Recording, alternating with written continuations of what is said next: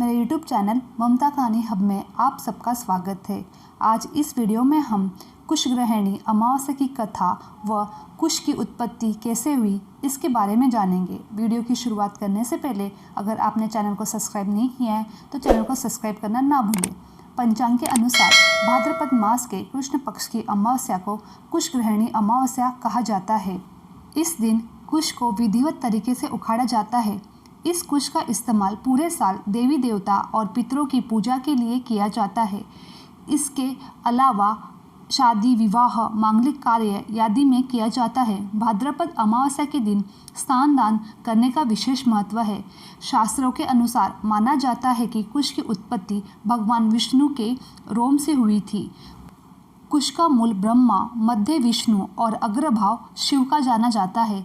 इसी कारण तुलसी की तरह कुश भी कभी बासी नहीं होता है। इसका इस्तेमाल बार बार किया जा सकता है।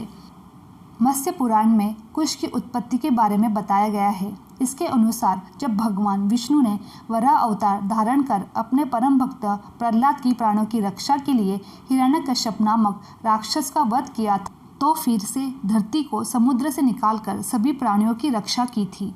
भगवान वराह अवतार ने जब अपने शरीर पर लगे पानी को झटकाया तब उनके शरीर से कुछ बाल पृथ्वी पर आकर गिर गए और कुश का रूप धारण कर लिया। तभी से कुश को पवित्र माना जाता है। शास्त्रों में कुश को तोड़ने के कुछ नियम बताए गए हैं, जिसके अनुसार कुश तोड़ने से पहले उनको क्षमा याचना जरूर करें। इसके साथ ही प्रार्थना करते हुए कहे कि कुश आप मेरे निमंत्रण को स्वीकार करें और मेरे साथ मेरे घर चले। फिर ओम हम फट स्वाहा का मंत्र का जाप करते हुए कुश को उखाड़ ले और उसे अपने साथ घर ले आए। 1 साल तक घर पर रखे और मांगलिक कार्यों में और पितरों के श्राद्ध के लिए इसका इस्तेमाल कर सकते हैं। अमावस्या व्रत की कथा बहुत समय पहले की बात है। एक परिवार में 7 भाई थे। सभी का विवाह हो चुका था। सबके छोटे छोटे बच्चे भी थे। परिवार की सलामती के लिए 7 भाइयों की पत्नी अमावस्या का व्रत रखना चाहती थी, लेकिन जब पहले साल बड़े भाई की पत्नी ने व्रत रखा तो उनके बेटे की मृत्यु हो गई।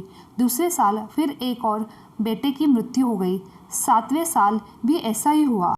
तब बड़े भाई की पत्नी ने इस बार अपने मृत पुत्र का शव कहीं छिपा लिया। गांव की कुल देवी माँ पोलेरमा उस समय गांव के लोगों की रक्षा के लिए पहरा दे रही थी। उन्होंने जब दुखी माँ को देखा तो वह वजह जानना चाहती थी। तब बड़े भाई की पत्नी ने सारा किस्सा देवी पोलेरमा को सुनाया तो देवी ने उस पर दया आ गई।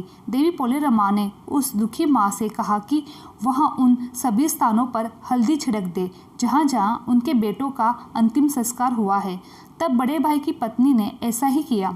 जब वहाँ घर लौटी तो 7 पुत्र जीवित देखे। उसकी खुशी का ठिकाना न रहा। तभी से उस गांव की हर माता अपने संतान की लंबी उम्र की कामना के लिए पिठोरी अमावस्या का व्रत रखती है। आज के दिन यह कथा सुनी और पढ़ी जाती है।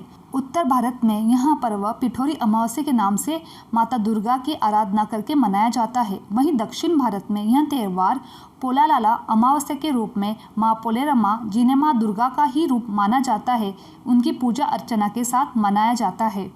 इस अमावस्या को पिठोरी अमावस्या या कुशाग्रहणी अमावस्या या पोलेरमा अमावस्या भी कहा जाता है।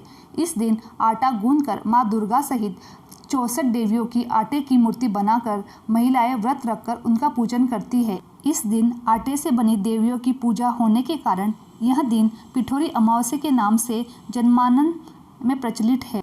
अमावस्या की शाम पीपल के पेड़ के नीचे सरसों के तेल का दिया लगाने से, पितरों का स्मरण और शिव जी की और शनि देव की आराधना करने से जीवन में चारों तरफ लाभ ही लाभ मिलता है।